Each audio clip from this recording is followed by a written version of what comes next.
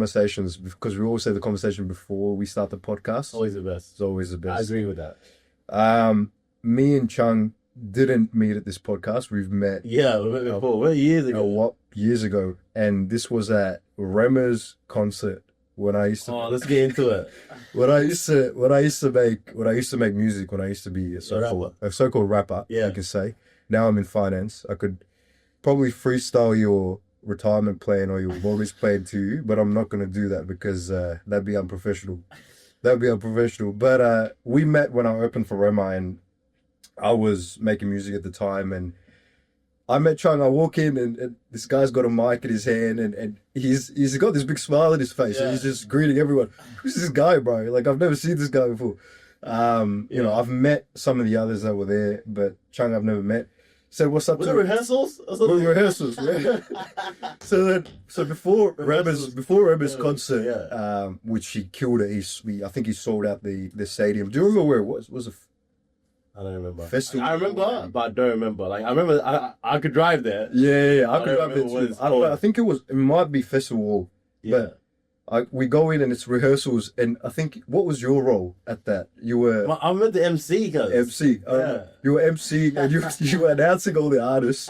Was that it wouldn't be your first gig? First gig on stage? No, first time MC. MC. I remember you saying, you're like... Oh, my second time MC, but that was my biggest MC gig. Yeah. I was so nervous, I mispronounced everybody's name.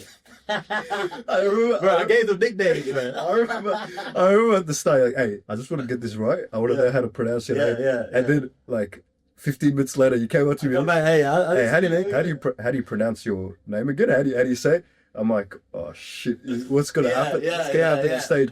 Right. So we'll throw the clip up here of Ciang announcing me walking in to the thing and the whole concert. Can you describe that? Your first MC. Describe that. That's one thing I love about you saying a podcast. Like, this is me in the ball. I've been spoken about this.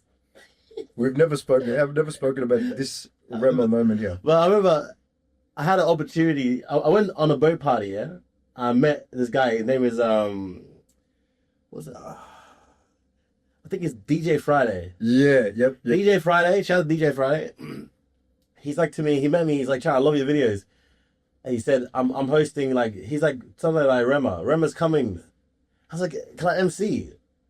And like me, I didn't care. Like, it's scary. It's out of my comfort zone. I said, I just do it out there. He's like, you know what? Fuck, come. I said, really? He's like, yeah, come. So that's how I got it. DJ Friday. And he just hooked it up like that. Bro, it was so fucking scary. I remember when I announced to you. Yeah. I went out there. I was like, I looked at them. There was like so many of them. There's like 3,000 of them. I was like, I got ready. And the funniest experience out of all that is you've got just a bunch of local artists and local talent just at that spot, and Rema, arguably one of the biggest Apple artists at the time performing, which was insane. And I was a bit upset. Rema didn't say hi to anybody, bro. He didn't. He just pulled up, performed, and I saw him walk past. Do you remember when we were performing and then there's this huge group of people just pushing towards the door? I remember I performed and I'm trying to get out. Security's like, nah, you can't. No, because I think I was too... you all got out. Okay. I was doing some MC shit because like I'll tell you the night. So, bro, I fucked up so badly, bro. I was so nervous. I went there like early as hell. Bro, Rema came on late as hell. Before they even opened up the door. Outside, waiting outside. Yeah. Bro, it was a long day. I didn't even get to MC the whole night. Oh, for real? I MC'd 2 people. I think you were one of them. Yeah. And then they took the mic from me and never gave it. They said too late. I was like, guys, where's my mic? God, is this thing right? That's funny, man. I was like, guys, I want to MC. They said, and they gave it to, I don't know if you remember, they gave it to another guy. Nah, I don't remember. He was so good, bro. Oh. He was so good. It was just a natural, bro. I thought I was gonna do it with Rema. You're standing there like, hey, I'm not on the bench. You're standing there on the bench. You're sitting there on the bench like that should be my position. I should be right there doing the MC. This other guy, and you're like, this other guy is just great, isn't he? Shit. So your confidence levels compared to now is obviously two different people. Yeah, bro. I was just younger. How young were you back then, and how old are you now? 23, I think. 23, Yeah, 26 yeah, years? yeah. It was about 60. It was about 3 years ago. About 3 years ago. 26 now. Bro, it was wild, bro. Like, I had started comedy like 2 years ago. Yeah. At that time. So now you've been in comedy for how many years? Like 4 or 5 years. 4 or 5 years now. Yeah. When you originally moved to Australia, you come from a South Sudanese. Oh yeah. So You come from a South Sudanese background. Yeah, I'm South Sudanese. Okay. I was born in Khartoum. Khartoum, I was born in Khartoum. I always say I was born in Khartoum, but I was just born outside of Khartoum. outside of Khartoum. Nobody knows. Is there a big South Sudanese community here? At the huge community, right? Well, But it's a specifically from Khartoum, like where you're from. it was one country. Sudan was one country, but there was two. Okay, cool. So Yeah, South Sudan, where I'm originally from, like Right. where my people are from, Yeah, but we live in Khartoum, which is north. Okay. But yeah, I mean, Victoria has the biggest South Sudanese population. Really? Okay. Yeah. And so you moved first. You moved here with your family. You migrated over here. Yeah. And did you know anyone here, or how was? I was young, bro. I came when I was 5, so I had No clue. recollection. They just did it.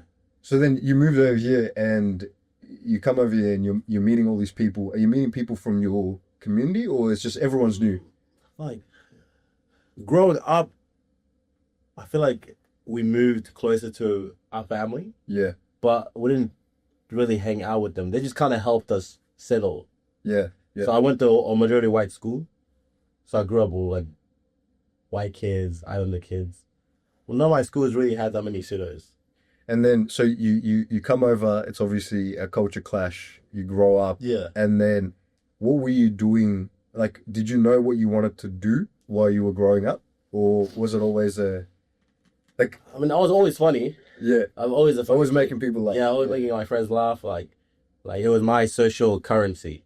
Like I would use my humor to befriend people. So it's Right. an easy way. Like he's funny. Let's hang out with him. Like, So he's you- funny. Like bring him. Yeah, he's funny. So you use it as an opportunity to make friends and relationships Yeah. with people. I think it's because maybe, and that I can't remember exactly why, obviously, but I think because maybe one day I realized they were only letting me hang out with them because I was funny, and I wouldn't even say it's a bad thing, but it's like it's a value thing For sure. Yeah. Oh yeah, like can Ciang come? Yeah, he's funny. Bring him. Maybe I feel like something like that happened, and then I was like, let me like use this to make friends because I was jumping around. Like I used to live in Southeast when I was younger. I moved maybe like when I was 8 to the west, and I had to make new friends. Obviously, coming to the country was the first move. For sure, yeah. But So- then always relocating. Use comedy as a way to sort of Yeah, it was so universal, bro. Yeah. Anywhere. for sure. Everybody would laugh. I don't know where they're from. And then so you grow up. Obviously, I think you used to work at a warehouse. Oh, bro, I think I basically stopped a couple months ago. But yeah, so high school, I just going back to the thing. I didn't know exactly what I wanted to do even in high school, bro. Like I can't like Because I guess in high school everyone's like university. or a ATAR. trade, ATAR. Fuck. There's a Big whole pressure. a big You know what, another thing I hate, bro? Teachers were so mean, bro. Like for real. I'll be honest with you, that's one thing I hated. Like I get it, but it was so bad. Lucky I was strong. I feel like I was strong enough, but teachers were like kind of like passive aggressive about not really paying attention to kids that were not really doing well. Right. Like in terms of like if you're not excelling, they don't really care. They think you just get. It was more a merit-based system rather like, than they just picking it. They love the best. The kids that are killing it. They kind of pay attention to them more, and they kind of dismiss you if you're not really that interested in going to uni and studying law or medicine or studying something or getting further education. Yeah. So Yeah. I felt that. I felt like teachers they're not really like they didn't give a fuck about me. Like dead ass. I didn't give a fuck about them after a while, Yeah. and I was just getting my passes. Makes sense. Get my pass, pass year 12, and get out. And get out and do what at that time? That's my thing. Not uni. Just go out there and see what's out there. Right. And so what did you get into first after uni? I mean, Right. sorry, after school, after high school. Bro, I can't lie to you. I was so blessed. I have so many cool friends. Like, first thing I did, bro, I was hanging out with a bunch of people that were inspiring. I think if you're finishing your 12, you don't know what you want to do, hang out with people that inspire you, or not even inspire you, just they do cool things. Like My friends were doing podcasts. They were doing rapping. They would go to studios. They're just doing shit that I was like, wow, this is cool. Like they'll go to the city and like book a studio. And at this point, comedy obviously, no one knows you as a comedian. You're just still making you're still making people laugh. But you're in that circles. You're in that making my friends laugh. Still, obviously, and the groups that you're in are obviously interconnected. They're, you know, like you said, some of them are rapping, some of them making music. Yeah, just creatives. Just creatives. Yeah. And when you surround yourselves around with them, one thing you notice about creatives, they're hustlers, man. Yeah. Hustlers. They'll find a way to be creative. And if you could speak a bit on that, right after high school, hanging out with them. I was hanging out with I started hanging out with more Sudanese boys, yeah. So obviously, like, I feel like you tend to kind of hang out with your own group after year 12. Because, like, you hang out with these kids at school because they go to school. And you guys have to be there every day. But I started hanging out with more Sudanese boys, yeah. And like they were so inspiring. Like obviously they would have hardships or they wouldn't have access to certain things, but they figured out how to get it. Like how to get studio time or how to get equipment for a podcast, apply for a grant to maybe afford some equipment for the podcast. Like that, like shout out to my boy Titan. Like my boy Titan Very, like he was one of the biggest, like he kind of woke me up. Like you could do so much shit. Like it doesn't matter where you're from or what you have. You can really do as much as you want to do. If you really go out there with the limited resources that you have. And like bro, they were like that was just the first half. Yeah, I had another friend from high school. She was doing media, and that's how I got into like I would say visual media. Right. She did a documentary for her assignment, and she asked me to do like a bit with her. And so this is right after high school? Yeah, like 2 years after high school. 2 years after high school, okay. Now, maybe 1 year. I don't remember, you know. Yeah. Like a year or two after high school. Yeah. She invited me to do something for her media project. And it was a visual thing, like she was recording. But it was the best thing ever. I loved being in front of the camera. And like, I was already in front of the camera, but with a bunch of people. And then once I was in front of the camera by myself, just to be like me, I realized, bro, I love this shit. Right. You have so much, like you can do so much. You can say so much. You can edit a certain way. I feel like you can really send messages better through visual media than typing. So in a way, it wasn't just the filming and putting something out there. You actually love the creative process, the message that you can deliver, and the actual whole creative process behind filmmaking and making the video. I definitely love that. That's hard. I love because a lot of times artists, comedians, they outsource a lot of that. Yeah. They go, okay, this is it. Can you edit it?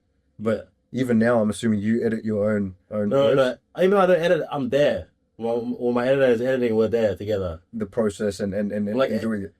Fix this up. Like do that cool thing. Like do that cool thing you did last time. Like I'm there. I envision it, and he just has a skill set, I guess. As a creative, how important is it to have creative control over everything you do? Well, I personally think it's so creative. I mean, it's so crucial to me personally. Like, I think the one thing I realized is like, social media is like, it's what you put out there. You can really dictate what you share with people. I don't share. So a lot of stuff I don't share. Like, there's stuff I don't share on social media that I will only share on my stand-up comedy. Deadass. Like, I don't usually get that deep on social media, but my stand-up comedy, I get way deeper. Because I think it's a different platform. For sure.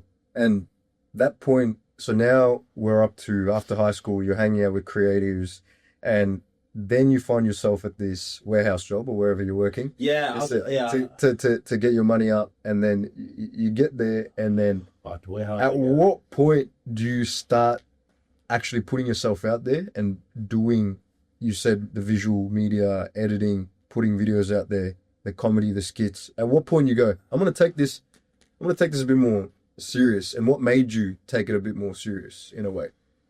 Or was it just always enjoyment? Was it always like, I'm gonna just have a bit of fun, put it out there for people to see? Bro, I feel like I took it serious around, it was pretty quick, but it wasn't serious. And the COVID-19 also happened as well. So after, maybe 2019 is when I started thinking about posting or expressing myself in my own way. The elections were coming. I think it was Scott Morrison versus Malcolm Turnbull. Right. At Yeah. that period, yeah. Yeah, I think it was that. Correct me if I'm wrong. I can't remember honestly, but it was Scott Morrison versus somebody, and I just didn't like it. They were just capping. They're always capping. I was thinking, let's make a video about that. How they cap. And obviously, I had seen people make skits before, so I was like, I can make my own. I can express myself like that. And that was your first video. That was my first video. Yeah. How did that do? Did it do numbers or It did it didn't just matter, bro. At that point, Nah, it was just for it was expressive, bro. Right. That's another thing we should talk about. Like how in the start, it's just like there's no monetary value. I didn't want money for it. I didn't care. I just wanted to express myself. It was a way of like you said, mentioned at the start. I really find it interesting that you said it was just a way for you to express what you were feeling and thinking and what you thought was enjoyable. Because you enjoyed visual media and you used to hang out with creators, and now you're like, you're always funny, so I'm gonna use this outlet to just put it out, just put it out there, right? Yeah. Because a lot of people, they realize they have a talent or they realize they have a skill set, but they don't know how to utilize it or put it out there for themselves. Or they don't believe in it. They don't. I didn't believe in it for ages. Like, I mean, obviously, I didn't think I was funny. I thought I was funny with just white people. Like, I went to a white school, grew up with majority of white people. I thought you know how white people are, bro. I can't lie. Like, no offense. They think everything is funny. Like, oh my god, that was so funny. Like, yeah. And I was like, maybe let me see what happens when I'm around more black people. Because I had a chance to obviously hang out with more black people, because you can kind of just hang out with whoever you want after high school. They thought that was funny too. I remember when I did the podcast with some of the boys, in the comments they'd be like, that guy Ciang is so funny. Yeah. But like, I still didn't believe it, bro. And I think that's one thing, you have to believe in it. How come you think you still didn't believe it? Was it because it wasn't results oriented, or do you think? I mean, at that time it was a small podcast, and there's about 6 comments, and one of them was like, Chandler's funny. There's just one comment. Yeah, I get you. So like, I understand. In terms of that, I can relate, because when you put a piece of content out there and say it's one or two great comments, you go, brush it off, whatever. Yeah. But if there's one hate comment or one yeah, dislike comment, you take that. let's definitely talk about that. Yeah. And you take that. Yeah. So how have you, over time, I'm sure, as you put more content, Yeah. you've dealt with both spectrums, Yeah. or both sides. You've either dealt with definitely- positive and the negative side. At the start, was it always positive reinforcement, or It's like, it's cool, Chang's Yeah. cool? Yeah. no, it wasn't like, oh, that's cool. Yeah, it's like, that's cool. Yeah. Not even Chandler's cool. Like, they don't even know who that is. They're Yeah. like, that's cool, whatever. Some of them was like slapping. Like 2,000 views was amazing. Mm. And it's so cute how that's amazing at that time. Like, it's never gonna be amazing again. It's What's so sad. what's the biggest view count at the moment on any of the videos, and on one of the videos that you've done? My own video, because I've done collaborations that got a lot. My own video, maybe 3 million. Wow. So it's gone from 2,000 views to 3 million. Yeah. And at that point, you've got to get that recognition. People now have said, okay, I acknowledge the fact that Chung's funny, and I acknowledge the fact that he's got, because a lot of people fall in love with trajectory. They like where this person's headed or where this person's going. And so just the consistency as well. Consistency as well. Like, they see you enough and they're like, cool, okay, you're really about this. And So at the start, all that mattered to you was, again, putting visual media out there, putting something out consistent, be creative, and then you're working this warehouse job, and then say a couple months ago now, you've decided, now it's my time to quit, and I'm gonna go all at it. I'm gonna go. And how do you decide that? If someone is out there at the moment and they want to decide for themselves, they're in a creative outlet, what made you decide that you're like, That's a good question. this is my opportunity, this is my shot? Fuck. Let's take it back real quick. Let me just do a summary of basically why I made that decision, why I came up to that decision. Basically, I was working warehousing the whole time, making videos. I went through the I think it's typical, yeah. You go through this period where you're like, people are starting to know you and people are starting to call you funny, so you don't want to fail them. You hope the next video is as funny as the last video, or even better. And you start worrying my views, you start worrying my likes, you start worrying my comments. And I went through that, and more of the story of that is just do it because you love it, and it's gonna be good. Don't do it because of like this validation that you're getting. You do get validation, like, hey, I'm the funniest guy in the world, until the next video. And once they think that's funny, you get another. You know what I mean? So it's a bad cycle. And I think, like I said, stay true to yourself. Just make funny shit. It doesn't actually have to always hit. If you think it's funny, like, that's what I do now. If I think it's funny, it's funny. And you just post If you agree with me, guys, you agree with me. Right. That's what I just want to touch on quickly because it's so important. I remember it was quite. I get a lot of anxiety, bro, before I posted the video because of that. But once I got over that, I was doing comedy in the background the whole time, doing open mics, building. Writing? Do you write? No. My process is different. I actually record it. I record everything. So while you're putting out the videos, you're also writing comedy recording comedy. Yeah. And doing open mics, just building your confidence up. Yeah. From all the way from emceeing at Rema to messing up people's names to then getting the confidence up slowly, and then now, sorry, I cut you off. We're at the warehouse. So I'll do the warehousing shit, and I'm doing my obviously comedy, and I'm doing my skits, and I'm just thinking one day I could do a show. Maybe one day they pay me, like one day. And I remember maybe 2020. I think 2023, I had a comedy open mic I used to do, a free one. So I started doing that as well, do free shows here and there, just free shows, just see who will come. I feel like you just got to do that. Test it here and there. See how to run a room for free so they give you a bit of grace if anything goes wrong. Provide value. Huh? Provide value. Yeah, provide value. Even learn how to provide value. And I think that was just like building up to what's happening now. You know what I mean? Last year, I told myself that.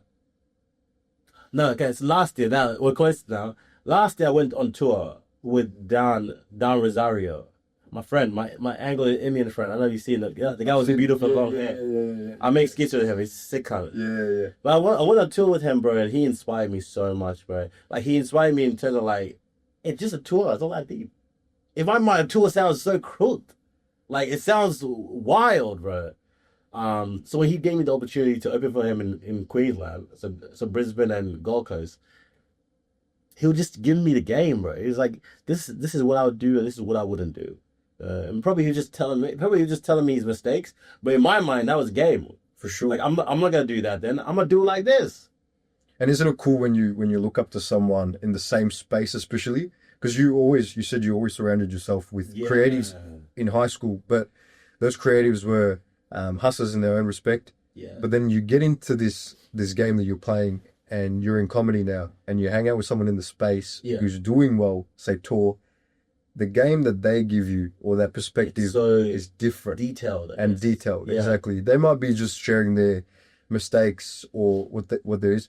What is one piece of advice or something that you learned, a nuance that you learned that stood out to you and you still apply from Dan? Or was it just the way he moved and I reckon the one thing that he told me on that tour was, okay, maybe he didn't tell me directly, but I feel like I picked up, is just don't wait for external validation. Like, don't wait for somebody to say, Ciang, you did it, now you can do shows now. Or Ciang, you did it, now you can do a tour. Do the tour. Like, give yourself a tour. Who cares? Like, it's like, I think it's like, it's so easy to say that no. Like, you can't, sometimes you wait for somebody. Like for example, there's a comedy competition called Raw Comedy. I don't know if you guys are familiar with it, but I did it and I didn't make it. And I was kind of sad until I realized, who cares if these guys, like these 4 judges, don't think I'm funny? Like, I have a whole bunch of people on social media that think I'm funny.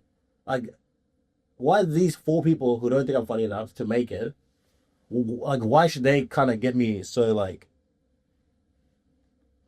obviously I was kind of upset that I lost, but why should it matter? No? And after that I realized I'm never doing that again. I'm never gonna put my value into a like perspective of someone. No, more like a what would you call them? Like a program or like a establishment. Like, for example, BET or like the Grammys. Like, they are certain establishments that would say, oh, that was well. You did that well. That's a great album. Now here is your flowers. Fuck the flowers. Like, I'm just gonna do it either way. You know what I mean? So that's what happened. I feel like once Don told me that indirectly, I realized I don't have to wait for, because I had other things in my mind. Just I don't know where I got them from. I was like, Ciang, you need to hit a certain. You have to hit 100,000 before you do a tour. Ciang, you have to do this before you do a tour. No, you have to do this before. Bro, who said that? Like, where did I learn that from? It's these metrics that you place in your head that you hear or that you listen, and then it gets subconsciously engraved in your head, and then all of a sudden you go, that's it. Like, you know what I mean? You go, fuck it. I'm gonna take my shot. I'm gonna quit my job, and I'm just gonna give it a shot. So for you to quit your job and do what you're doing now, was it always, I'm gonna quit and try and sell a tour, or was it, I'm gonna quit and I'm gonna try and do comedy? Was the tour always in the background? Yeah, always in the background. Always. After that tour with Dan, I said I could do my own tour. And if Dan could do it, I could do it. And how many followers were you sitting on? Oh, bro, I've been on the same followers for about a year now. Like 25, 26. And then you're like, okay, now I'm in a position where... I was like, let's calm down the skits and let's focus on comedy. Because I think at that time, comedy for me was getting as good as it can get at that level. I was like, what else are you waiting for? Like, what else are you waiting for? Like, whose permission are you like waiting for? Like, so that's why I was thinking to myself. I was like, cool. This is 2024. Yeah, I think cool. Next year I'm doing a show in Mom, and also I'm gonna do a tour. And that's the thing with me. I'm more of a trigger thing. This will trigger that, and this will trigger that. So I love playing my year, and I always try to play my year in November. Like, November to me is great, but it's like the end of the year. This is done now. Nothing really, like, I don't try to do anything for the year anymore. Like, the year's kind of done. What are we doing next year? So November last year, I planned the show. My first show was game planned for about early, I think it was Feb. I did my show. I did my first solo comedy show, Mom. And then I remember one night I was watching a video on TikTok, and it was talking about how this girl started a cafe, and she blew the cafe up by being open and vulnerable about every step of the way. Building it, the long nights, things going wrong, all that stuff. And that cafe really did well.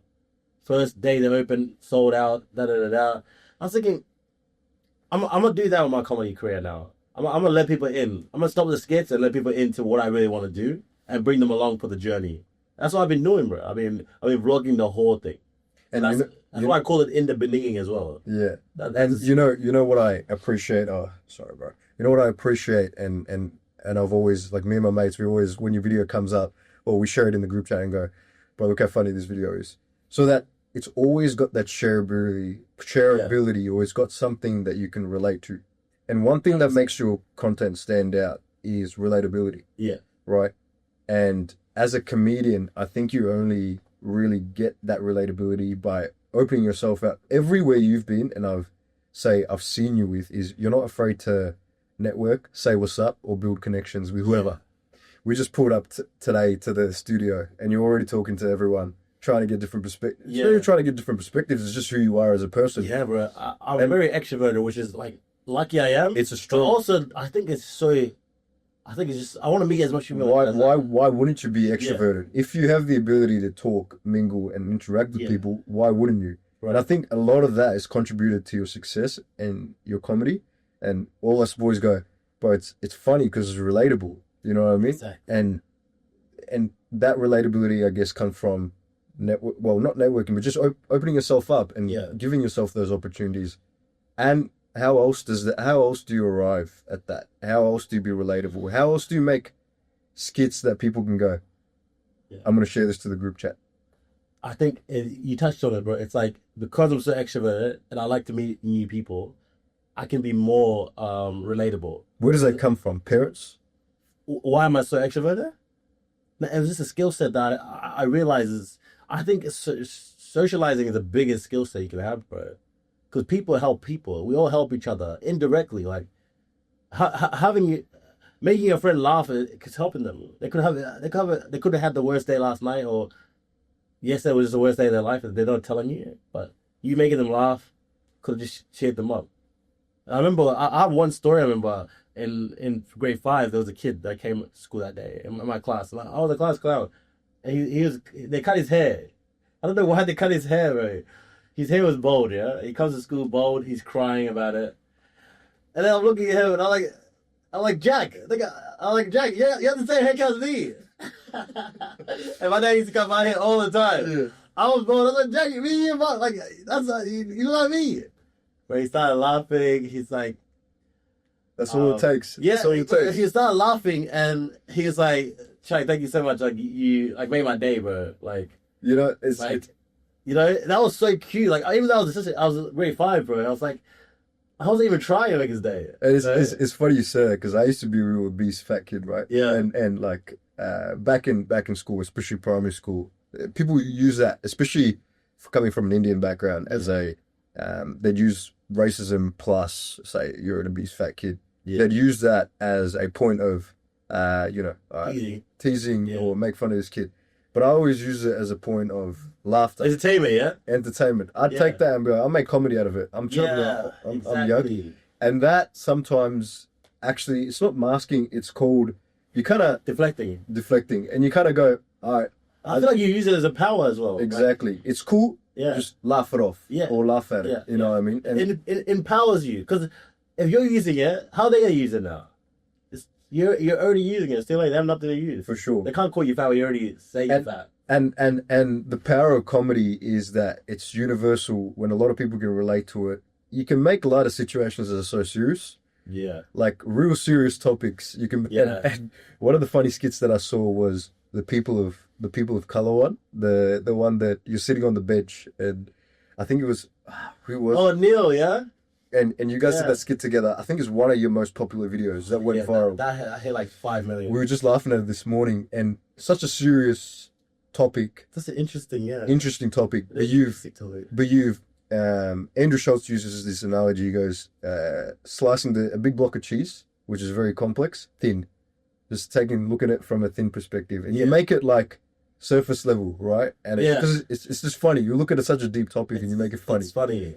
So I like the way you do that, but to do that, you kind of need to be well versed in topics, or you got to do a bit of research, or you got to know a bit of things. Yeah. Where do you find out your information, and how do you stay up to date with things? Bro, I just like information, bro. Like I'm a documentary guy, for example. I love finding out information about the way the world works, the way we work, the way we Should be think. turning Animal Planet on, or is Like, it I used to love I used to love watching that shit. Like I like information, and like I feel like information is so like it's like to me it's like energy. It's like, well, now I know that, or now I understand things better.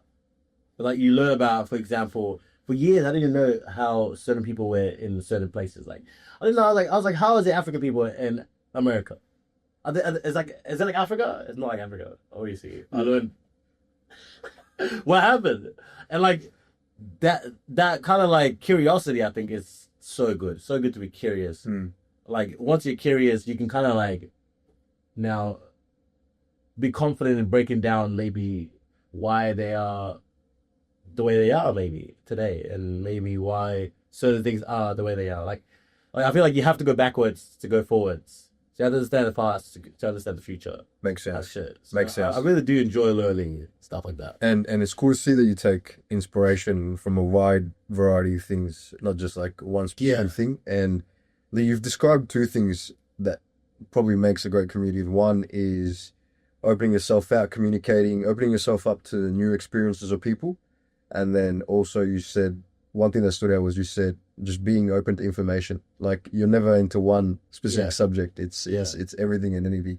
Yeah, 100%. I said I do find it as valuable as well. So when I do hear that information, there could be information about a career. It could be information about their background or a certain country or a certain upbringing. Because as human beings, we're always taught to suppress our, what do you call it, passion to learn. Because once you go into one segue or one lane, people tend to kind of stick in that. Mhm. Like if you're in business, you're only focused on business. Yeah. When you're in comedy, you're only in comedy. Yeah. Or when you're I don't know, teaching or when you're in sports, you're in that one lane. Yeah. Whereas I feel like as a comedian who's widely versed, you kind of dabble into Yeah. different. Especially when you want to be a touring comedian. Well, you can't tour and not give that place some research, and even if you don't do your own research, you kind of like indulge in the community. Like, for example, I'm going to Perth next, and I want to go to Perth, and I want to see how Perth people are, and like what they think and what they dream and their hopes, and like I just want to like I don't know, and that's what I love. Like, I'm gonna know For sure. That's a cool part. Like, And we still want to go back to the point where you've now left your job. yeah, And yeah. we're at a point where Okay, let's go. Let's go back to that. Yeah. let's go back to that. You've So I'll tell you guys now. I didn't quit my job. I actually got fired. shit. But like, I quit before they fired me. So technically, Yeah. technically, I didn't quit. Yeah. I had no other choice. shit. Okay. If I didn't quit, they would have They'd fired have me. fired you anyways. Anyways. So it doesn't look bad now. Yeah, that's like You've quit. You've moved on. Where did you used to work? um, Can we drop the place? Or, nah. Can we? We can bleep it.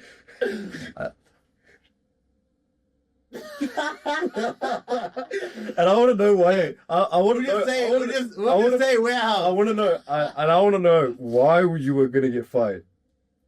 Bro, What did you do? You blow some shit. like I up. told you, at a job, I'm not trying to be the best.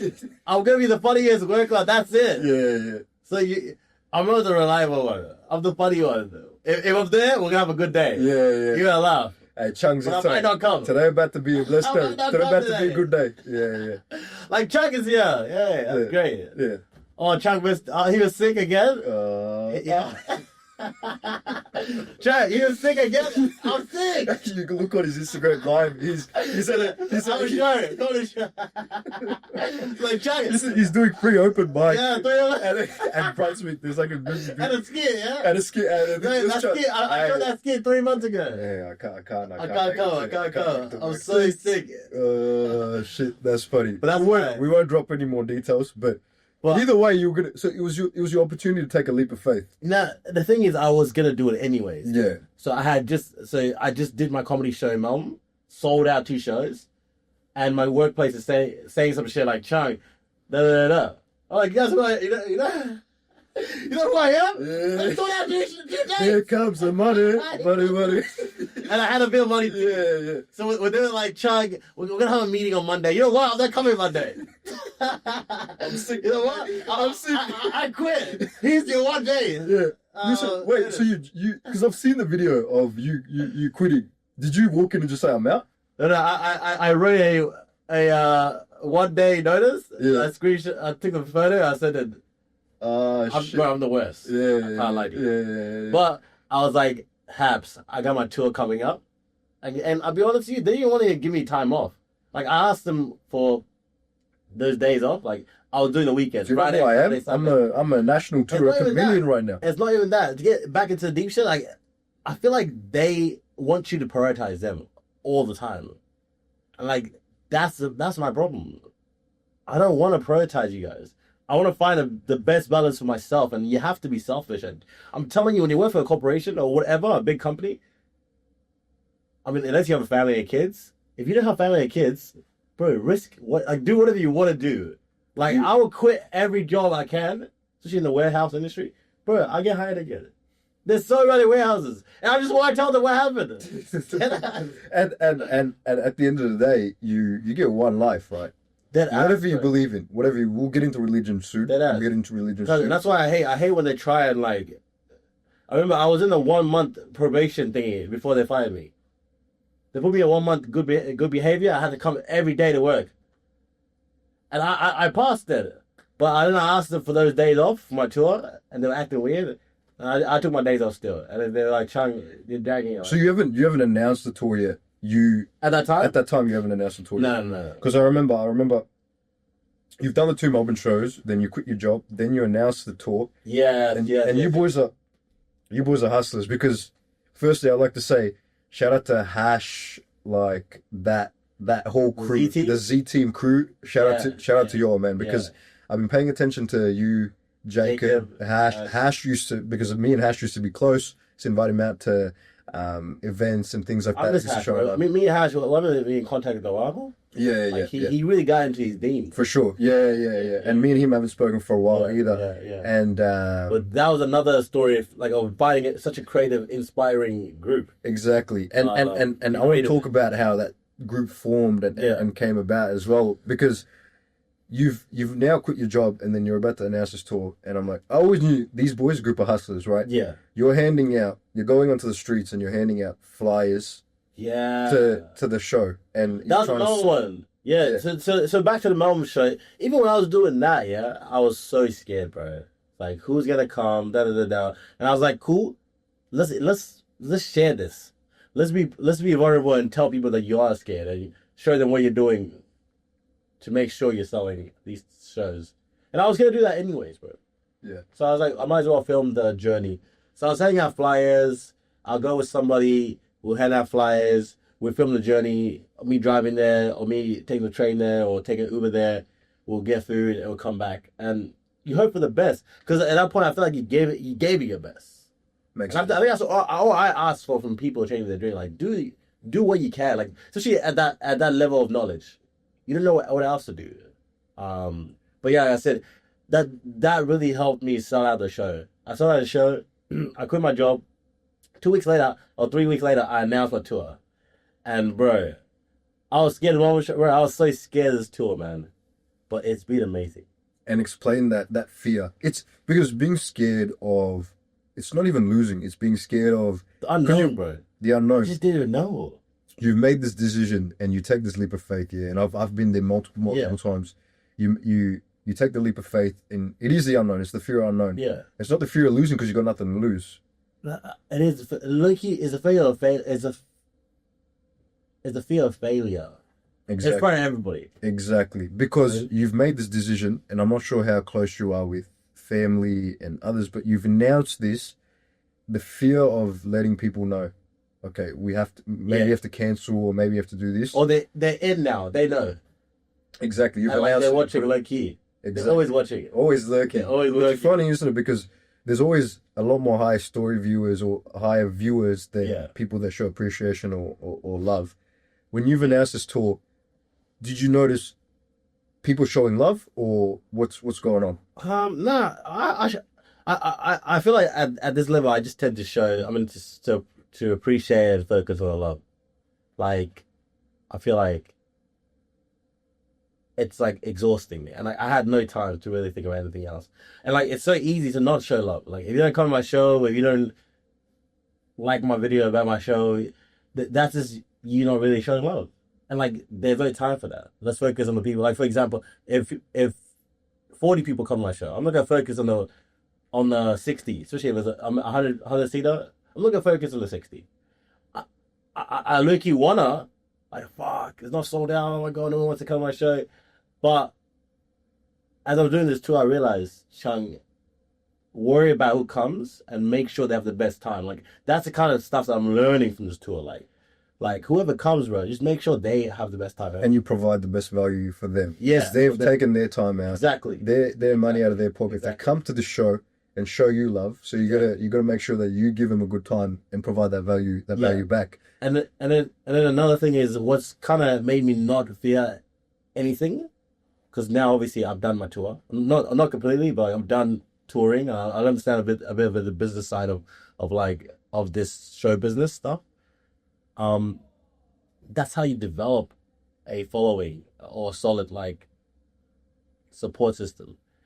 You impress whoever comes. You give them the best time, and they come next year with two other people, and it develops over time. So I have a 3-year plan on developing a following. So it doesn't even matter what happens.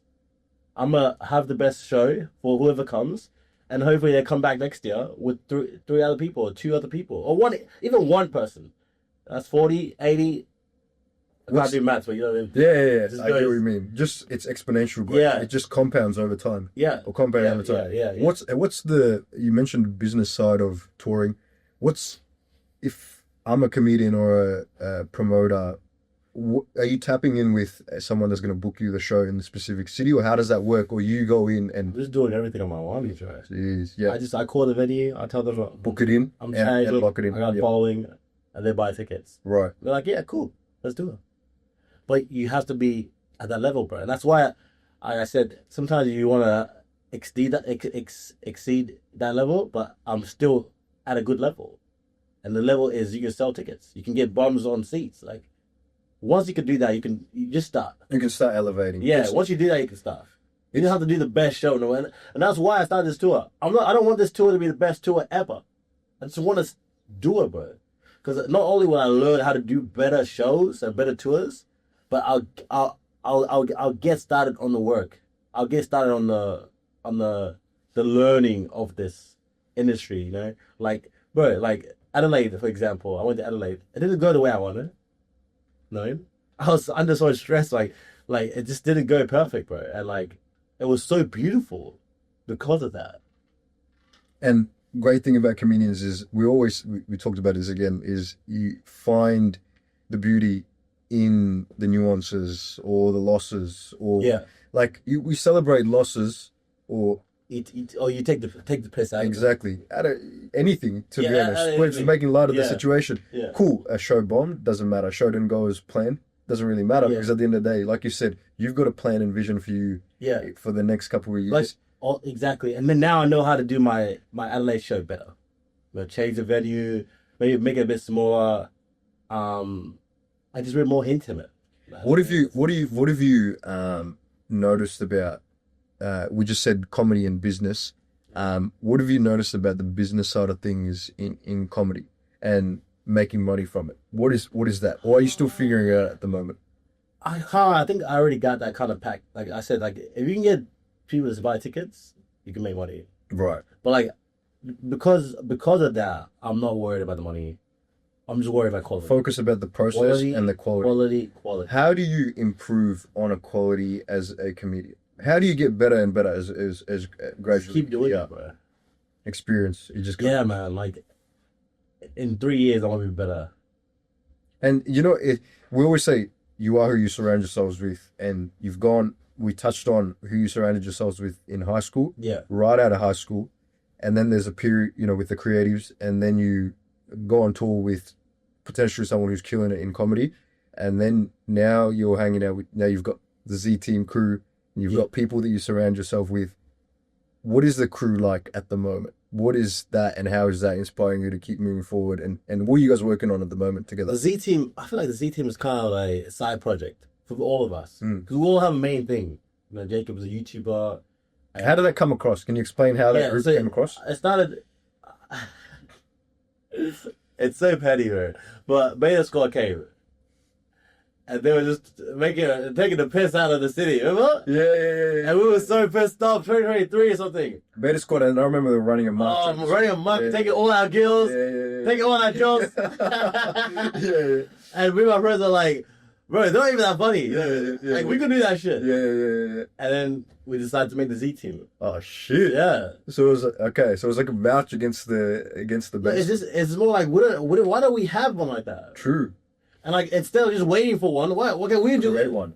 And you guys are leading the comedy scene at the moment, especially in the urban scene. Yeah. You guys are leading it. It only makes sense for you guys to come together and join a group.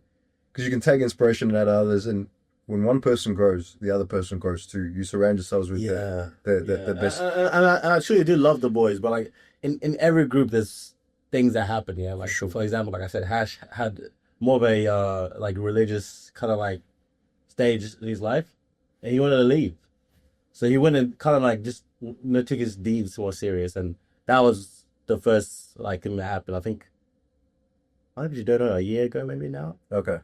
And I feel like a lot of the boys are just kind of like focusing on financial side of their lives or certain things they just kind of like got to fix up, and that's what happens in the group, bro. I feel like for sure, like you can't wait for that part. You can't wait. Like that's one thing I do love about me. Like the comedy is number one, and the Z Team is second. Because I wanna have that outlet and do group things, and like you know, like express myself in those like different ways. Like you see the videos, like playing footy or playing a sport I never played.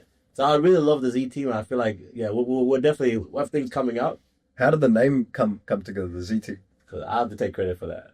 So okay, me and Defia came up together. So Defia said the A team, and I was like the B team. I was like, cool. Let's take what Beta Squad did, and let's say, what's the worst? Not the worst letter, but the last letter is the Z team. Have you ever made a video that talking about the Beta Squad or anything like that, or have you got any interaction from anyone in that group or team or not? Oh, nothing yet. Nothing yet. Okay, cool. Yeah. I feel like we still have a long way to go. Long way to go. Yeah, okay, cool. Yeah. Because I'm sure soon it will. I'm sure it will catch someone's eyes. I think we just need to get back in the booth. In the booth, we need to cook up some new shit. Cooking up for sure. But like I said, like life, especially with people, it's so hard because people are just doing their own thing sometimes independently. And right now, obviously, you've got a lot of things that and I told the boys these months are gonna be so tough. I'm just gonna be doing tours and focusing on this side of my career. Is your family supportive of what you're doing?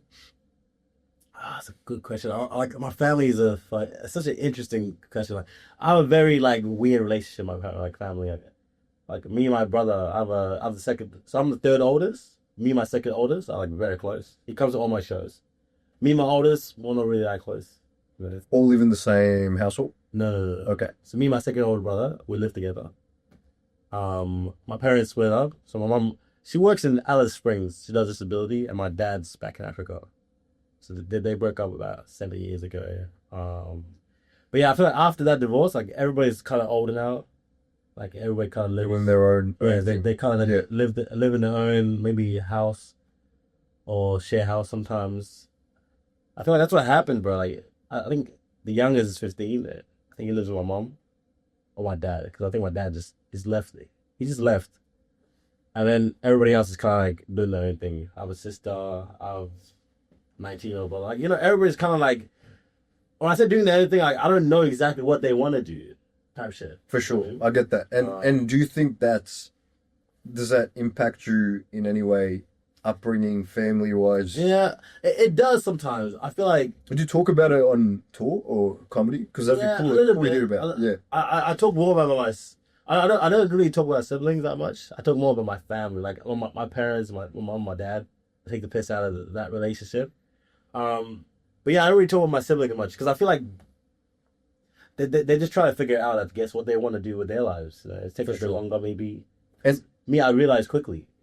And I guess we're talking about family. And what about the South Sudanese community? Do they embrace comedy the same way? Or? Like all my followers are basically Sudan. Love it. Yeah. Especially my ticket buyers, Sudan. Yeah.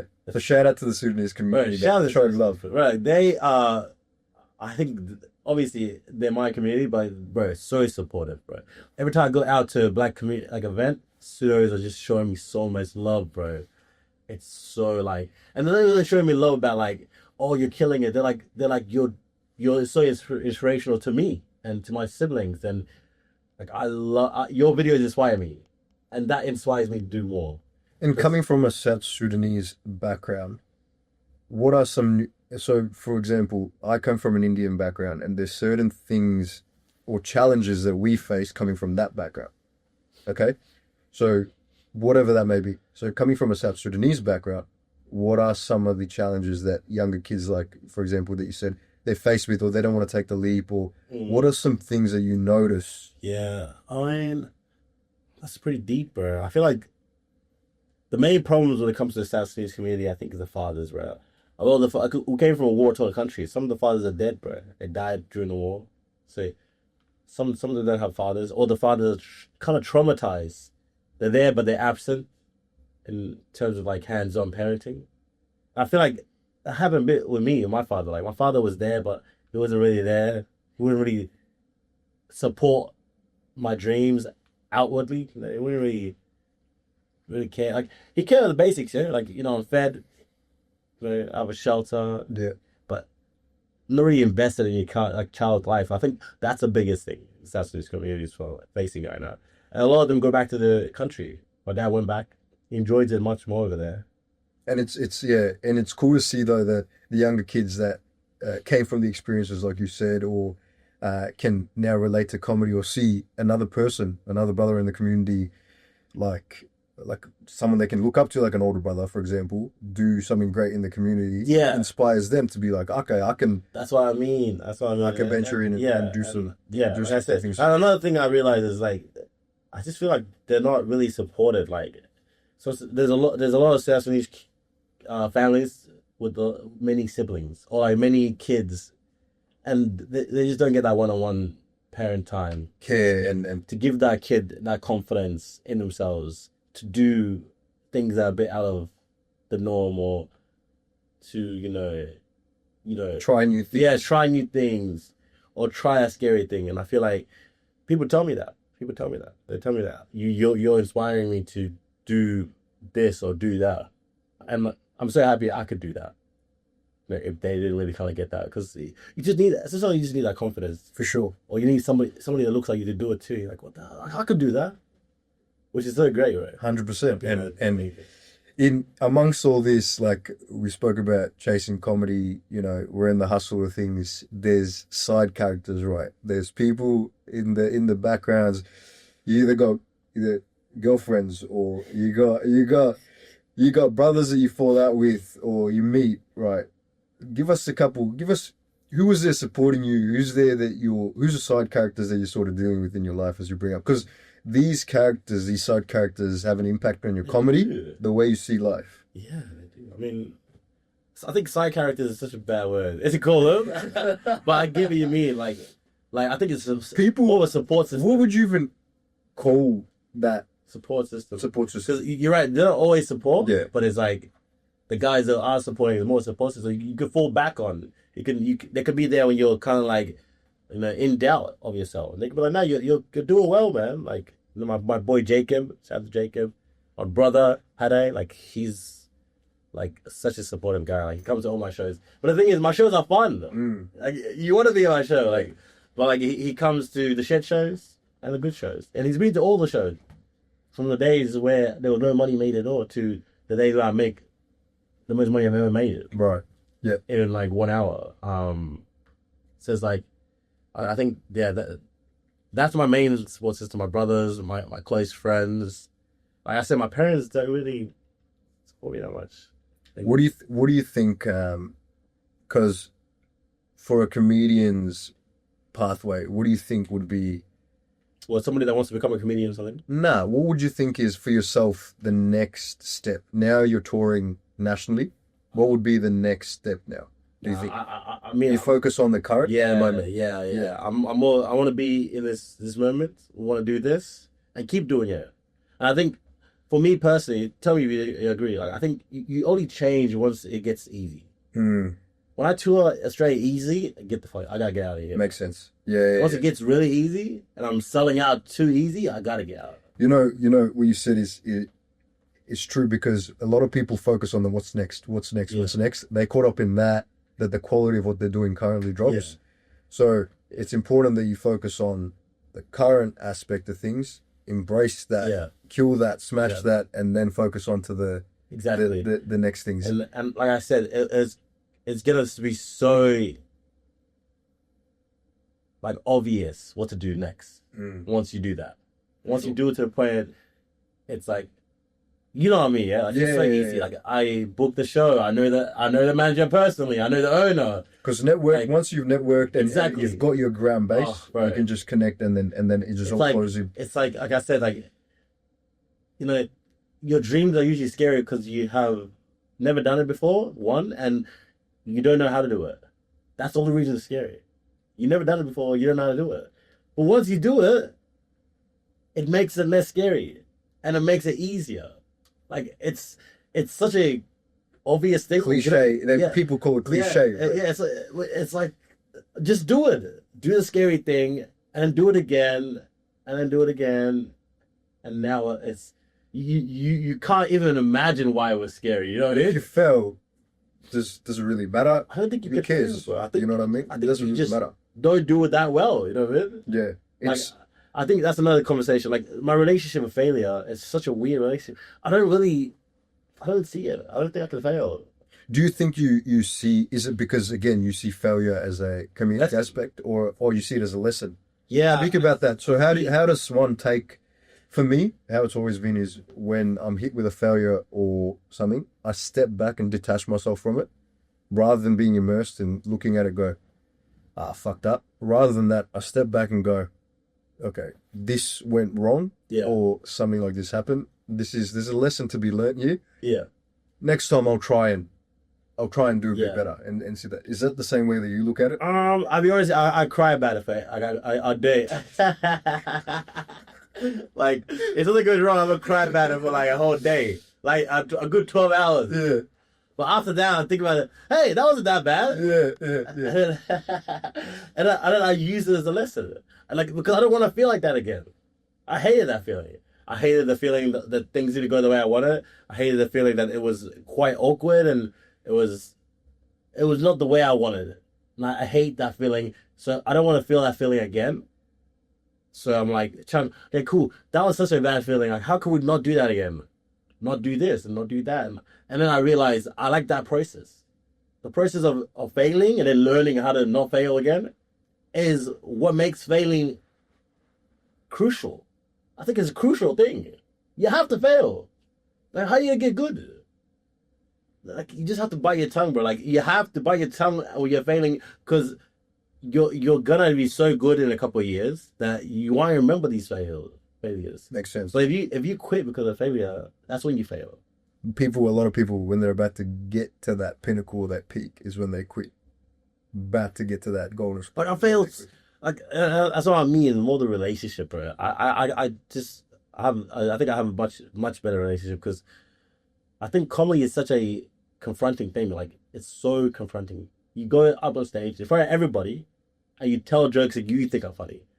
And you have to tell them in the most confident way, because I already have confidence, but you have to tell them in a confident way and like you think they're funny. Timing's so important, bro. Yeah, but I'm talking more like it's so confronting because like if they don't laugh, and you have it. There it is. Instant feedback. Instant feedback. There it is. You're not funny. Has there ever been a moment where you've got heaps of laughs? Has there ever been a moment you hit a joke and then they laugh? Everyone's just looking at it. Oh, fuck yeah. It's been a while. Yeah. Because now I know how to like roll over. Yeah. Next one. Yeah. Because I had jokes that I thought were funnier than they thought. They didn't think it was that funny. I gotta act like that wasn't the punchline. Yeah. I just gotta keep going. Keep it rolling. Yeah, just like, keep it rolling. Yeah, makes sense. But yeah, early on, I definitely had moments where nigga was not laughing at all. Yeah. Like, oh my gosh. So then you said your process for filming, to that planning or that preparing process is you record your thing. Yeah. What makes it different? Because skits you can pre-plan, you can record and redo, right? But when you're out on stage, you can't redo a performance. So how do you prepare for that? Or how do you, not even write, how do you put together a set or a piece of work on stage? Yeah. Bro, do you know how long it took me to realize how to do it? How long? Forever. You probably still haven't like. No, I was just putting it together. I just started doing 45, 50 minutes. I can't believe I'm telling you that. I just started doing 45 minutes.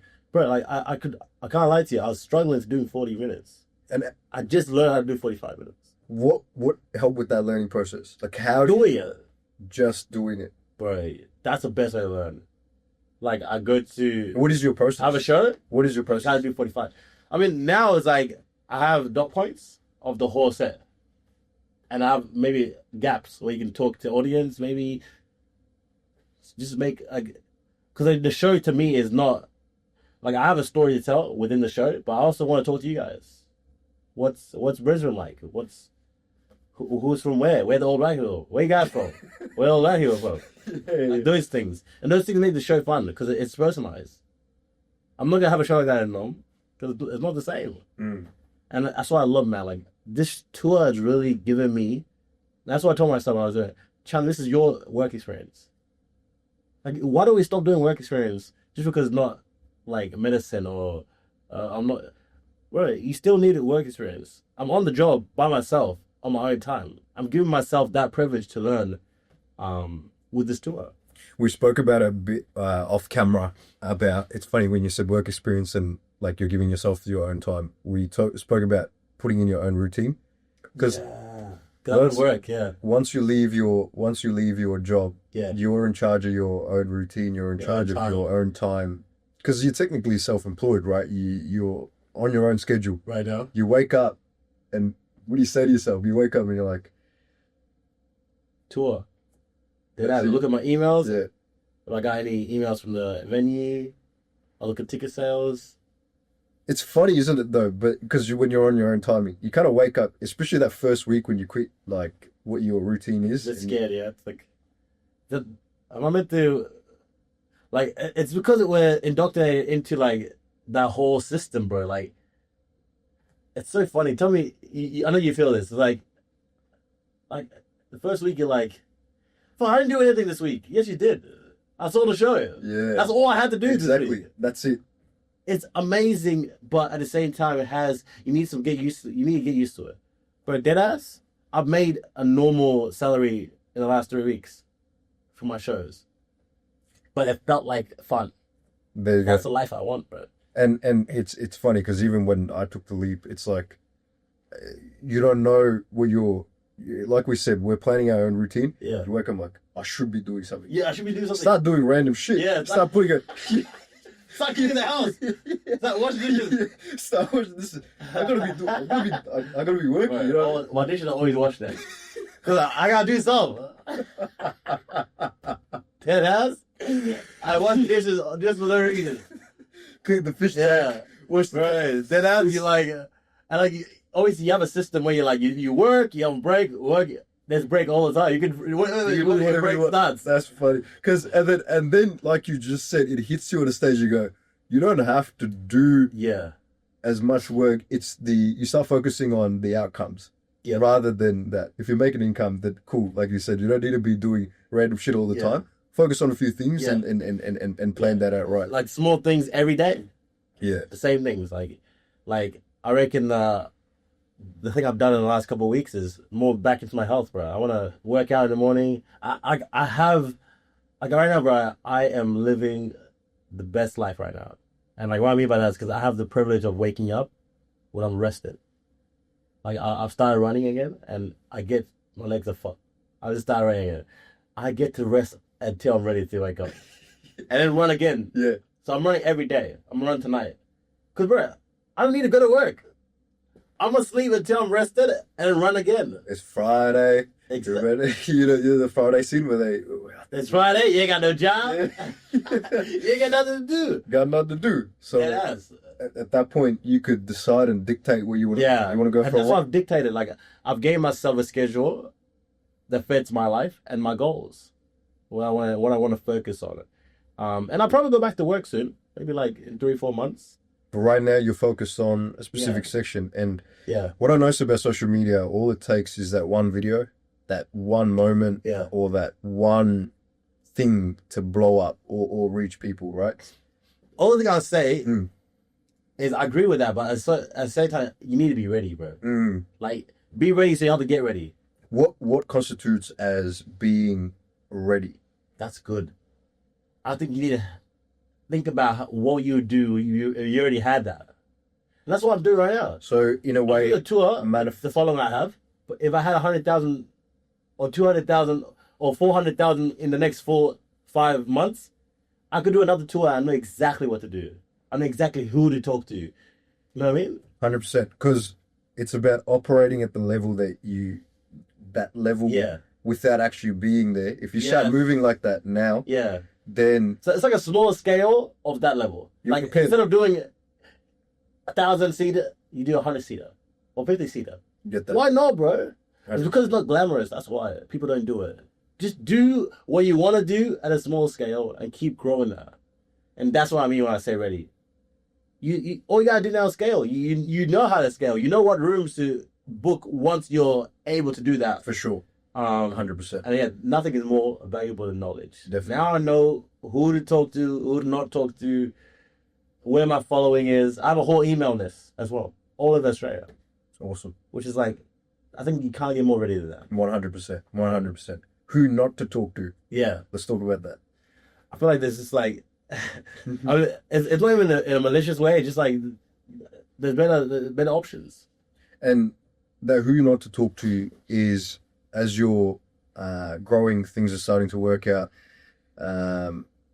Is that a group of people that you kind of go, I don't really, you separate yourself from them, and you go, because I feel like especially in high school, you've got different circles, and then you kind of hone in, and your group gets smaller, and your friendship groups get smaller. Yeah. Was that the same for I think you? it's all a business thing. It's like, Right.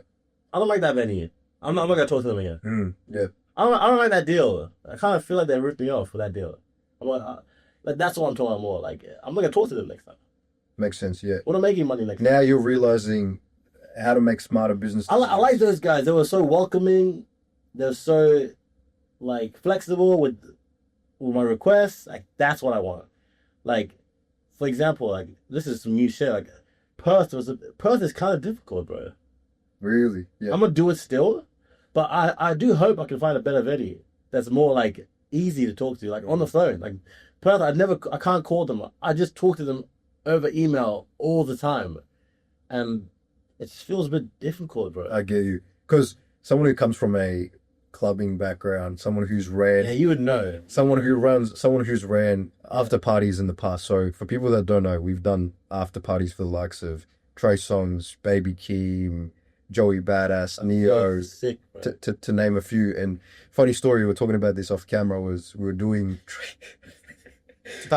we're doing Trey Songz after party, and the drivers that we had booked was because you book two black vans for the artist because you're going to pick them up from the hotel. Yeah. And usually the artist rolls with their own security. So Trey Songz has their own security, and we did this at Lux at the time, and we've got our own security there. So it's Lux, bro, Lux, swear down. And at that point, we've hired these drivers. We found them online somewhere, and the drivers. It's time to now pick up Trey Songz. So the drivers are now at Trey Songz. So we're all in a group chat, right? We're all in a WhatsApp group chat at the address that we set to pick up Trey Songz, and we get Chinese lettering in the WhatsApp group chat. And me and my mate, like my business partner, are waiting outside the venue. Like, what's it Chinese in the group chat? The drivers only know how to speak Chinese. Wait, how does it end? How does this story end? They only know how to speak Chinese. So They probably Trey Songz to Chinese as well. I'd be dying in that. the MC inside keeps announcing. So the crowd is like, "Where's Trey Songz?" The crowd inside is going. MC keeps announcing, Trey Songz soon. He's gonna be here. Soon. But we're struggling for the drivers to communicate with Trey this Songz. Trey Songz security. So what we had to do was we had to Google Translate the Chinese lettering, translate that, send that in English to the security guard, because the security guard's not going to do that. Yeah. Right? They're rolling with Trey Songz. They're not going to do that. We take that, Google Translate it back, and somehow me and shout out Ram, one of my best mates, we figure it out, and we end up getting the communication right. Trey Songz jump in. They pull up to the venue, and the driver's speaking. We're like, "Hi, how are you?" "Oh, hi, mate." Chinese guy, he's like, "We thought you guys were Chinese as well. We thought we were just communicating with you guys in Chinese because we thought the promoters were Chinese." For the whole time. They knew how to speak English the whole time. They thought were you guys just were Chinese? Yeah. As in they haven't seen us. We're just communicating through WhatsApp, right? Oh my So this God. whole time we're there communicating Chinese, but we ended up getting the show together. Trey Songz rocked up. He loved the show, and then we left him with the same drivers. And we're like, we're not booking the same drivers again. Yeah, fuck. Because there's been some seriously funny stories. And that's what I mean more. Like it's like I think you kind of like see it like, after a while. You're like, it's a funny story, but at the time, I know you guys are just like stressing, bro. Like, what the fuck is going on? Because artist after parties, it costs a lot of money to book. Exactly. And you're out there, you booked this after party, the crowd's there waiting for the artist to rock up. You're out there stressing. You're trying to figure, because even in the moment when you're stressed, you don't think straight. You don't know. You don't even think of calling. That's why it's good. That's why it's good to have two people, because I bet you someone else like just translate. Exactly. Even though that was like maybe that was like the third best option, it was still an option. Exactly. You guys took exactly right. And we got it let's done. do it. So there's so many like little funny stories that Yeah. that even I'm sure you start to discover when you start doing shows. Yeah. What's some funny shit this? Bro, in Adelaide, I had very similar. It's not the same because it wasn't an artist, but it was a situation that we No couldn't. Chinese. It was a situation we couldn't fix, Yeah. and there was like what do you call that thingy? I call it guardrails, but Oh right. Yeah. like- that way the audience is Yeah. set up and then towards the Yeah, guardrails. there was a guard thingy for the audience Yeah. and separate the audience and the stage. And I had already told the venue manager, hey, like I like this venue, but like, can you remove that? He's like, yep. Right, I should. This is why I'm not gonna deal with him again. He's a good guy, but I'm just not gonna deal with him again unless he really locks that down. Also, the venue is a bit big, so there's many other reasons, but that was the main reason, right? And I forgot. I didn't lock in. I didn't clock in and be like, hey, how is that going? Guardrails just there. Bro, I get there. But lucky I got there early. I get there. She was up. No. And I told him, "Can you take it down?" And he's like, "But it's like his first time he's ever touched it." I called him 3 months ago, bro, to lock everything in. Yeah. It's like, have you touched it ever since, bro? He's like, yeah, bro. It's so stiff. It's like those bolts I've never been touched before, bro. No. They're barely moving. He takes one of them down, but there's all the other ones. Put that shit back up, bro. Oh shit. I had to run the show with these guardrails like beanies up, bro. Comedy show with guardrails. Crazy. It was so awkward, bro, because it was massive, and they were sitting low, so they look at me through the guardrail thing.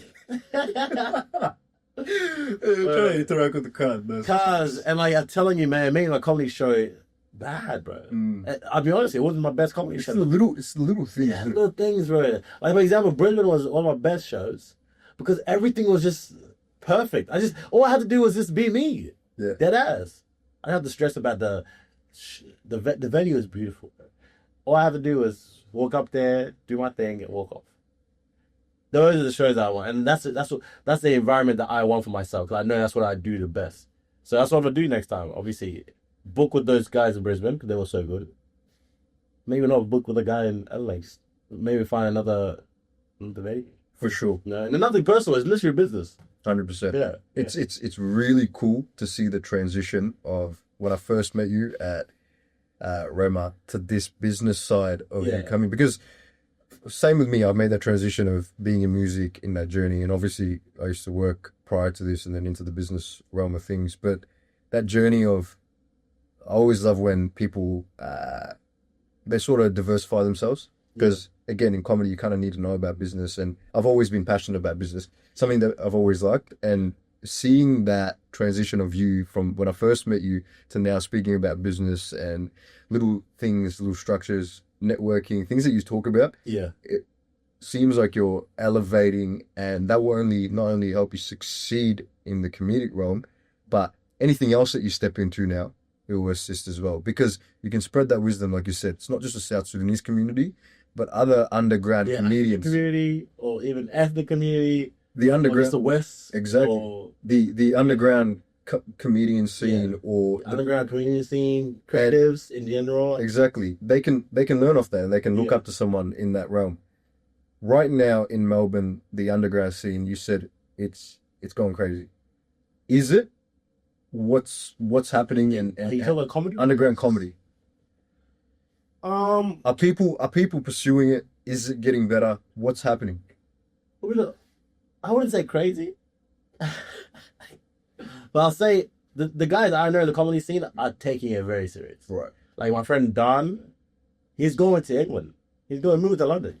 He's taking that leap of faith. He's taking that chance to go to another country and pursue comedy.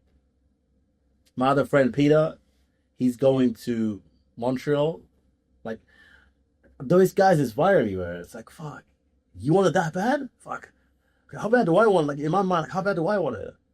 You know what I mean? Do you want to ever have you ever visited another country yet, or is it just been No. you haven't traveled yet? I haven't. I actually want to go this year, London this year.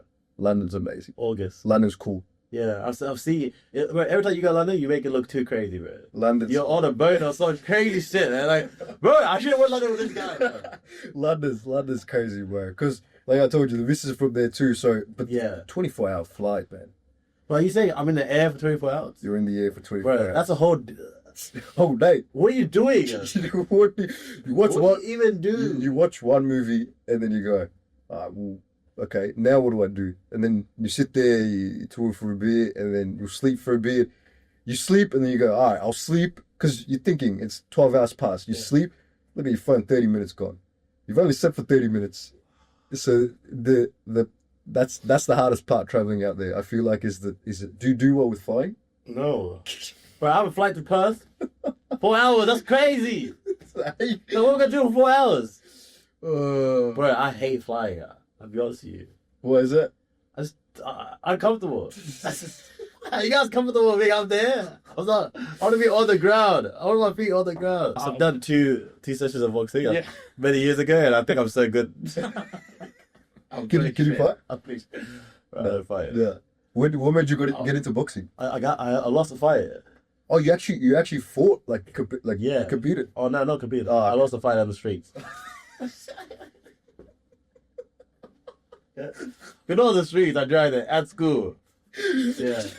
I just see you, just imagining you out on the streets, just scrapping some random guy. No, bro, it was get knocked out.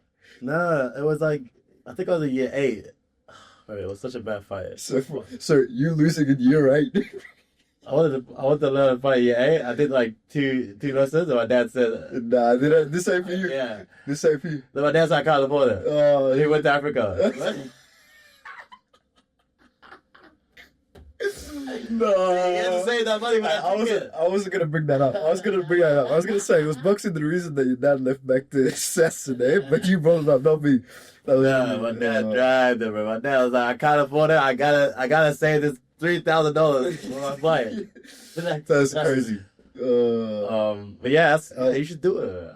I reckon MMA would be cool. MMA sounds like fun. Give it a go. Like I think I'll do that seriously, and once I'm like, you got done everything. Yeah, for sure. Because I feel like fighting is just such a fascinating thing. You need to put a lot of time into it. You do. And I went on a bit of a hiatus. I've stopped training for a bit. But Khan, who was the podcast we did prior to this, he was coaching us, and I got super into it. I love UFC and MMA and the fighting game, but discipline that these guys have, and the dedication to this one thing about it. We did a video of the Z team doing a fight. Yeah, bro, they live and breathe. it. You can't beat them.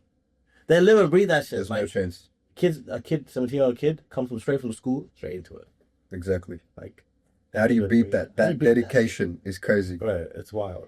I want to, where Louis just told us we're running out of time, so we'll ask two more. I've got 2 more questions, and then we'll wrap up.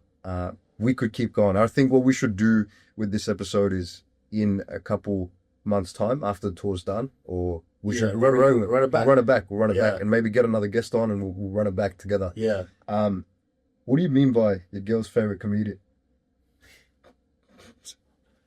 Oh my gosh, your girl's favorite comedian, man. That's your bio. That's somebody the gave me that. Someone gave me that one.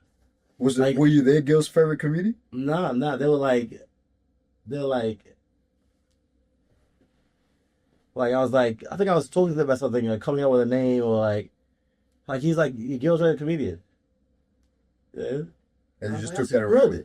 But the reason I even tricked out, because a lot of girls are supporting my videos, they're just laughing at my videos. I was thinking, fuck. That's cool. They might have a man's. And so you just took that away with it. That's yeah, it's silly, bro. But like, it is really, it's reality. 100%. Like my shows are full, not full of girls, but there's a lot of girls that come to my shows. And just a silly, like, your girl's favorite comedian. You know, one day when I get married, I would be like, my girl's favorite comedian. My girl's favorite comedian. Switch it up. Yeah, switch it up. Is that other than like 30 cents? My girl's favorite comedian. Anyways, yeah, it's like 4 years old. It's like a dumb little silly thing. I'll mess with that. And yeah, I think that's just a good way to just wrap things up, because it was in your bio, and yeah, I wish nothing but the best for you, bro. Like I said, the first time we met, we just connected, and I think it's because you're a great networker, I'm a great networker, and we couldn't stop laughing, because every time I see you, you're always smiling. You've got this big smile on your face, and even when me and my mates speak about you, we say he's always smiling. He's always got a smile. Yeah. Someone who have seen this much smile, like seeing someone smiling this much, is either a serial killer, the Joker, or you. Yeah. You know what I mean? Or you. And that smile is contagious, and it helps with the comedy and the way that you're educating yourself now on different things and putting that together in your shows.